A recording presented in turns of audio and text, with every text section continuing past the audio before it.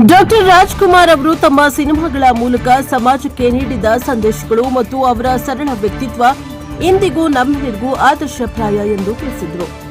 ನಗರದ ಪತ್ರಿಕಾ ಭವನದ ಡಾಕ್ಟರ್ ಬಿಆರ್ ಅಂಬೇಡ್ಕರ್ ಸಭಾಂಗಣದಲ್ಲಿ ಶುಕ್ರವಾರ ಜಿಲ್ಲಾಡಳಿತ ಹಾಗೂ ಜಿಲ್ಲಾ ಪಂಚಾಯತ್ ವಾರ್ತಾ ಮತ್ತು ಸಾರ್ವಜನಿಕ ಸಂಪರ್ಕ ಇಲಾಖೆ, ಕರ್ನಾಟಕ ಕಾರ್ಯನಿರತ ಪತ್ರಕರ್ತರ ಸಂಘ ಚಿತ್ರದುರ್ಗ ಜಿಲ್ಲೆಯ ಸಂಯುಕ್ತ ಆಶ್ರಯದಲ್ಲಿ ನಟ ಸಾರ್ವಭೌಮ ಡಾಕ್ಟರ್ ರಾಜ್ಕುಮಾರ್ ಅವರ 97ನೇ ಜನ್ಮದಿನಾಚರಣೆ ಸಮಾರಂಭದಲ್ಲಿ ಡಾಕ್ಟರ್ ರಾಜ್ಕುಮಾರ್ ಭಾವಚಿತ್ರಕ್ಕೆ ಪುಷ್ಪ ನಮನ ಸಲ್ಲಿಸಿ ಅವರು ಮಾತನಾಡಿದರು. ನಟ ಸಾರ್ವಭೌಮ ಗಾನ ಗಂಧರ್ವ, ಪದ್ಮಭೂಷಣ, ರಣಧೀರ, ಕಂಠೀರವ ಹೀಗೆ ಅನೇಕ ಬಿರುದುಗಳನ್ನು ಹೊಂದಿರುವ ಏಕೈಕ ನಟ ಡಾಕ್ಟರ್ ರಾಜ್ಕುಮಾರ್ ಇಂದಿಗೂ ಅಭಿಮಾನಿಗಳ ಎದೆಯಲ್ಲಿ ಜೀವಂತವಾಗಿದ್ದಾರೆ. ಅಭಿಮಾನಿ ದೇವರುಗಳ ಹೃದಯದಲ್ಲಿ ಭದ್ರ ಸ್ಥಾನವನ್ನ ಹೊಂದಿರುವ ರಾಜ ಒಳ್ಳೆಯತನ ಎಂದರೆ ಹೇಗಿರಬೇಕೆಂದು ತಮ್ಮ ಪ್ರತಿ ಚಿತ್ರದ ಮೂಲಕ ಸಂದೇಶ ಸಾರಿದ್ರು. ನಮ್ಮ ಮಕ್ಕಳು ಇಂದು ಶಾಲೆಯಲ್ಲಿ ಪ್ರಥಮ ಭಾಷೆಯಾಗಿ ಕನ್ನಡವನ್ನ ಓದುತ್ತಿದ್ದಾರೆ ಎಂದರೆ ಅದಕ್ಕೆ ಡಾಕ್ಟರ್ ರಾಜ್ಕುಮಾರ್ ನೇತೃತ್ವದಲ್ಲಿ ನಡೆದ ಗೋಕಾಕ್ ಚಳವಳಿ ಕಾರಣ. ಅಂದಿನ ಸರ್ಕಾರಗಳ ಮೇಲೆ ಒತ್ತಡ ಹೇರಿ ಕನ್ನಡಕ್ಕೆ ಮೊದಲ ಸ್ಥಾನ ಸಿಗುವಂತೆ ಮಾಡಿದ್ರು. ಇನ್ನು ಚಳ್ಳಕೆರೆ ಶಾಸಕ ರಘುಮೂರ್ತಿ ಮಾತನಾಡಿ, ವರನಟ ಡಾಕ್ಟರ್ ರಾಜ್ಕುಮಾರ್ ಅವರು ಕರ್ನಾಟಕ ಮಾತ್ರವಲ್ಲದೆ ಇಡೀ ದೇಶದ ಹೆಮ್ಮೆಯಾಗಿದ್ರು. ಅವರ ನಿಷ್ಠೆ, ಪ್ರಾಮಾಣಿಕತೆ, ಯೋಗಾಭ್ಯಾಸ, ಸರಳತೆಯನ್ನ ನಮ್ಮ ನಿತ್ಯ ಜೀವನದಲ್ಲಿ ಅಳವಡಿಸಿಕೊಳ್ಳಬೇಕು ಎಂದರು. ಸರಳ ವ್ಯಕ್ತಿತ್ವದ ಸೂಪರ್ ಸ್ಟಾರ್, ಕೋಟ್ಯಂತರ ಅಭಿಮಾನಿಗಳ ಹೃದಯದಲ್ಲಿ ದೇವರಾಗಿ ಸ್ಥಾನ ಪಡೆದ ಅಣ್ಣ ಅವರು ಅಭಿಮಾನಿಗಳನ್ನ ದೇವರೆಂದು ಕರೆದ ದೇವತಾ ಮನುಷ್ಯ. ನಮ್ಮ ನಡುವೆ ಸದಾ ಅಜರಾಮರವೆಂಬುದೇ ಕನ್ನಡ ನಾಡಿನ ಸೌಭಾಗ್ಯ. ಅಣ್ಣವರು ಮತ್ತೆ ಹುಟ್ಟಿ ಬರಲಿ ಅನ್ನೋದೇ ಎಲ್ಲರ ಆಶಯ. ರಾಜ್ಕುಮಾರ್ ಅವರ ರಾಮಾಯಣ, ಮಹಾಭಾರತದ ಪಾತ್ರಗಳಿರಲಿ, ಕಾದಂಬರಿ ಆಧಾರಿತ ಸಿನಿಮಾಗಳಿರಲಿ, ಅವರು ಮಾಡಿದ ಪಾತ್ರಗಳು ಇಲ್ಲ. ಅಂದಿನ ಕಾಲದಲ್ಲಿ ಚಲನಚಿತ್ರ ಮತ್ತು ನಾಟಕಗಳ ಮೂಲಕವೇ ಜನರು ಜೀವನದ ಗುರಿಯನ್ನ ಕಂಡುಕೊಳ್ತಾ ಇದ್ರು ಮತ್ತು ಅದರಲ್ಲಿ ಡಾಕ್ಟರ್ ರಾಜ್ಕುಮಾರ್ ಪಾತ್ರ ಬಹಳ ದೊಡ್ಡದಾಗಿತ್ತು ಎಂದು ತಿಳಿಸಿದರು.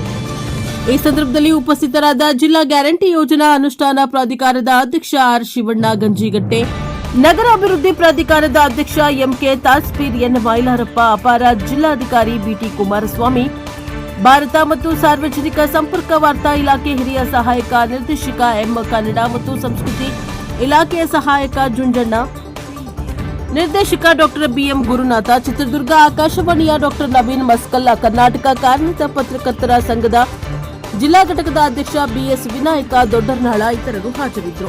Bureau report Harish Nayakanahatti, NKS ಟಿವಿ4 ಚಿತ್ರದುರ್ಗ. ಇವರ ಆದರ್ಶಗಳನ್ನ ನಾವು ಇವತ್ತೆಲ್ಲ ಪಾಲಿಸ್ತಾ, ಜೊತೆಗೆ ಎಂದಿಗೂ ಇವರ ಆದರ್ಶಗಳನ್ನು ನಮ್ಮ ಜೀವನದಲ್ಲಿ ಅಳವಡಿಸಿಕೊಳ್ತಾ ಎಲ್ಲರಿಗೂ ಶುಭವಾಗಲಿ. ಜೀವನದಲ್ಲಿ ಎಷ್ಟು ಸಮಾಜ ಸೇವೆಗೆ, ಸಮಾಜಕ್ಕೆ ಅವರು ಪ್ರಾಮುಖ್ಯತೆಯನ್ನು ಕೊಟ್ಟರು, ಅಷ್ಟೇ ನಮ್ಮ ಮಕ್ಕಳು ಫಸ್ಟ್ ಲ್ಯಾಂಗ್ವೇಜು ಕನ್ನಡವನ್ನೇ ಕಲಿಬೇಕು ಅನ್ನೋ ಒಂದು ದೃಷ್ಟಿಯಿಂದ ಅವತ್ತು ಆ ಚಳವಳಿಯಲ್ಲಿ ಭಾಗವಹಿಸಿದ್ರು. ಇವತ್ತಿಗೂ ನಮ್ಮ ಮಕ್ಕಳು ಒಂದು ಸರ್ಕಾರ, ಅವತ್ತಿನ ಸರ್ಕಾರ ಈ ಪ್ರೆಷರ್ನ, ಈ ಒತ್ತಡವನ್ನ ತಡೆಯಕ್ಕಾಗದಲೆ ನಮಗೆ, ನಮ್ಮ ಮಕ್ಕಳಿಗೆ ಫಸ್ಟ್ ಲ್ಯಾಂಗ್ವೇಜ್ ಕನ್ನಡ ಮಾಡಿದ್ದು ಇವರ ಒಂದು ಬಹುದೊಡ್ಡ ಸಾಧನೆ. ಸಮಾಜಕ್ಕೆ ಇದೊಂದು ಬಹುದೊಡ್ಡ ಕೊಡುಗೆ ಅಂತಾನೆ ನಾವಿವತ್ತು ಹೇಳ್ಬೋದು. ಜೊತೆಗೆ ಡಾಕ್ಟರ್ ರಾಜ್ಕುಮಾರ್ ಸರ್ ಅವರು ಯಾವತ್ತು ವ್ಯವಹಾರದ ಬಗ್ಗೆ ತಲೆ ಕೆಡಿಸ್ಕೊಂಡವ್ರೆ ಅಂತಲ್ಲ, ದುಡ್ಡು ಅನ್ನುವಂಥದ್ದು ಅವ್ರಿಗೆ ಪಾಪ ಗೊತ್ತೂ ಇಲ್ಲ, ಅಷ್ಟು ಸರಳತೆಯ ಜೀವನ. ಅದೆಲ್ಲ ಕ್ರೆಡಿಟ್ ಹೋಗ್ಬೇಕಾಗಿರೋದು ನಮ್ಮ ಪಾರ್ವತಮ್ಮಕ್ಕನವ್ರಿಗೆ. ಯಾಕೆ ಅಂದ್ರೆ ಇವತ್ತು ಒಬ್ಬ ಮಹಿಳೆ ಯಾವ ರೀತಿ ಒಂದು ಸಂಸಾರವನ್ನ ತೂಗಿಸ್ಬೋದು ಅನ್ನೋ ಒಂದು ಆದರ್ಶವನ್ನ ತೋರಿಸ್ಕೊಟ್ಟಿರುವಂತರು ಈ ಎರಡೂ ಆದರ್ಶ ದಂಪತಿಗಳು. ಇವತ್ತು ರಾಜ್ಕುಮಾರ್ ಸರ್ ಅವರು ಇಷ್ಟು ಸಕ್ಸಸ್ಗೆ ಅವರ ಬೆನ್ನೆಲುಬು ಕೂಡ ನಮ್ಮ ಪಾರ್ವತಮ್ಮವರು ಅಂತ ನಾನು ಈ ಸಂದರ್ಭದಲ್ಲಿ ನೆನೆಸ್ಕೊಳ್ತಾ, ಜೊತೆಗೆ ನಮ್ಮ ಸರ್ಕಾರ, ಸಿದ್ದರಾಮಯ್ಯ ಸಾಹೇಬ್ರು ಸರ್ಕಾರನೇ 2017ರಲ್ಲಿ ನಾವು ಡಾಕ್ಟರ್ ರಾಜ್ಕುಮಾರ್ ಅವರ ಜನ್ಮದಿನಾಚರಣೆಯನ್ನ ಮಾಡಬೇಕು ಅಂತ ನಿರ್ಧಾರವನ್ನ ತೆಗೆದುಕೊಂಡಿರುವಂಥದ್ದು. ನಮ್ಮ ಸರ್ಕಾರ ಯಾವಾಗಲೂ ಬರಲಿ ಮಹಾಪುರುಷರ ಬಗ್ಗೆ ಒಂದು ಗೌರವವನ್ನು ಇಟ್ಕೊಳ್ಳುವಂಥದ್ದು, ಜೊತೆಗೆ ಅವ್ರಗಳನ್ನ ನೆನೆಸ್ಕೊಳ್ಳುವಂತ ಕಾರ್ಯಕ್ರಮಗಳನ್ನ ಆಯೋಜಿಸುವಂಥದ್ದು, ಇದು ನಮ್ಮ ಸರ್ಕಾರ ಪ್ರತಿ ಬಾರಿಯೂ ನಡ್ಕೊಂಡು ಬರ್ತಾ ಇರುವಂಥದ್ದು. ಇವತ್ತು ರಾಜ್ಕುಮಾರ್ ಸಾಹೇಬ್ರನ್ನ ನಾವೆಲ್ಲರೂ ನೆನೆಸ್ಕೊಂತಿದೀವಿ. ಜೊತೆಗೆ ಮುಂದಿನ ನಮ್ಮ ಪೀಳಿಗೆಗೂ ಕೂಡ ಅವರ ಆದರ್ಶಗಳನ್ನ ನಾವು ತಲುಪಿಸಬೇಕು ಅನ್ನುವಂಥದ್ದು. ಅಂದ್ರೆ ಇಂಥ ಕಾರ್ಯಕ್ರಮಗಳು ಮುಂದಿನ ದಿನಗಳಲ್ಲೂ ಕೂಡ ನಡೀಬೇಕು. ಆ ಒಂದು ದೂರದೃಷ್ಟಿಯನ್ನ ಇಟ್ಕೊಂಡು 2017ರಲ್ಲಿ ಸಿದ್ದರಾಮಯ್ಯ ಸಾಹೇಬ್ರು ಸರ್ಕಾರ ಈ ಜನ್ಮ ದಿನಾಚರಣೆಯನ್ನ ನಡೀಬೇಕು ಸರ್ಕಾರದ ವತಿಯಿಂದ ಅಂತ. ಇದೇ ತಿಂಗಳಲ್ಲಿ ಏಪ್ರಿಲಲ್ಲಿ ಖಂಡಿತವಾಗ್ಲೂ ಕೂಡ ಅವರು ಇತಿಹಾಸದಲ್ಲಿ, ಚಲನಚಿತ್ರರಂಗದ ಇತಿಹಾಸದಲ್ಲಿ ಅವರು ಯಾವತ್ತೂ ಕೂಡ ಶಾಶ್ವತವಾಗಿ ನೆಲೆಸಿದ್ದಾರೆ. ಅವರನ್ನು, ಅವರ ಸಿನಿಮಾಗಳನ್ನು, ಅವರ ಇತಿಹಾಸವನ್ನು, ಅವರ ನಡತೆಗಳನ್ನು ನೋಡಿದಂಥ ಸಂದರ್ಭದಲ್ಲಿ ಎಲ್ರಿಗೂ ಕೂಡ ನಾವು ಕೂಡ ಆ ರೀತಿಯಾಗಿ ಆಗಬೇಕು, ಆ ರೀತಿಯಾದ ನಡತೆಯನ್ನು ಹೊಂದಬೇಕನ್ನೋ ಒಂದು ವಿಷಯ ನಮಗೆ ಮನನ ಆಗ್ತದೆ.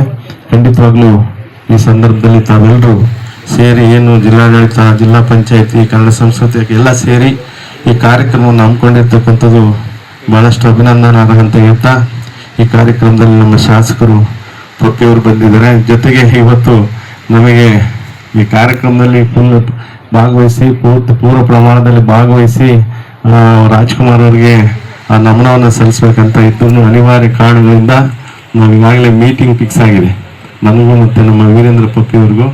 ಹಾಗಾಗಿ ನಾವೇ ಮೊದಲೇ ಮಾತಾಡಿ ಈಗ ಸಭೆಯಿಂದ ನಿರ್ಗಮಿಸ್ತಾ ಇದ್ದೀವಿ.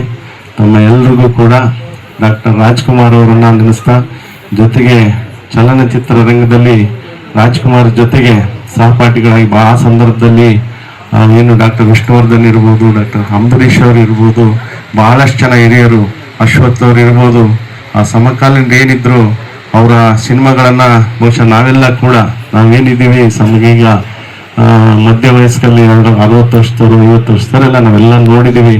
ಖಂಡಿತವಾಗ್ಲೂ ಕೂಡ ಅವ್ರು ಯಾವತ್ತೂ ಕೂಡ ನಮಗೆ ಶಾಶ್ವತವಾಗಿರ್ತಾರೆ. ನಾವು ಈಗ ಏನಾದ್ರೂ ಈಗಾಗಲೇ ಹೇಳಿದೆ, ನನ್ನನ್ನು ಸೇರಿ ನಾವೆಲ್ಲರೂ ಏನಾದರೂ ಅಲ್ಪ ಸ್ವಲ್ಪ ಒಳ್ಳೆ ಗುಣಗಳೇನಾದ್ರೂ ನಮ್ಮಲ್ಲಿದ್ದರೆ ಅದಕ್ಕೆ ಕಾರಣ ಅಂಥ ಸಿನಿಮಾಗಳಿರ್ಬೋದು, ನಾಟಕಗಳಿರ್ಬೋದು. ಅದಕ್ಕೆ ಪೂರಕವಾಗಿ ನಮಗೆ ಒಂದು ಗುರಿ, ಜೀವನದಲ್ಲಿ ಗುರಿ ಅಂತೀವಿ, ಮಾರ್ಗ ಅಂತೀವಿ, ಗುರು ಅಂತೀವಿ. ಅದರಲ್ಲಿ ನಾವು ಆ